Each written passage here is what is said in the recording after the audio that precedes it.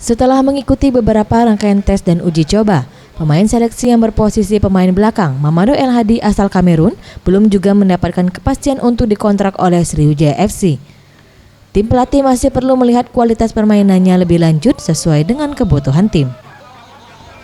Menurut Mamadou El Hadi, dirinya sangat berkeinginan kuat ingin membela Sriwijaya FC karena sebagian pemain yang bergabung saat ini merupakan rekan satu timnya saat bermain di Semen Padang.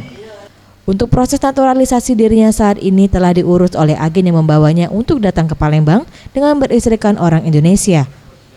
Untuk proses naturalisasi ini ia memastikan dapat rampung jika manajemen Sriwijaya FC serius untuk mengontraknya.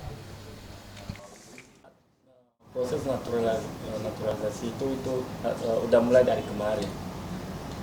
Harusnya tahun lalu karena udah masuk proses naturalisasi. Cuman karena bulan Desember dan banyak berlibur, jadi ada yang banyak yang nggak masuk kantor. Jadi itu yang bikin perpanjangan sampai Februari. Tapi insya Allah kalau semua jalan lancar, Februari tengahnya udah clear. Datangnya Mamadou El Hadi untuk mengikuti latihan bersama Sriwijaya FC merupakan rekomendasi dari Rahmat Darmawan, dan ia siap untuk mengikuti tes kesehatan karena kondisinya saat ini cukup prima. Tim Liputan Sriwijaya TV.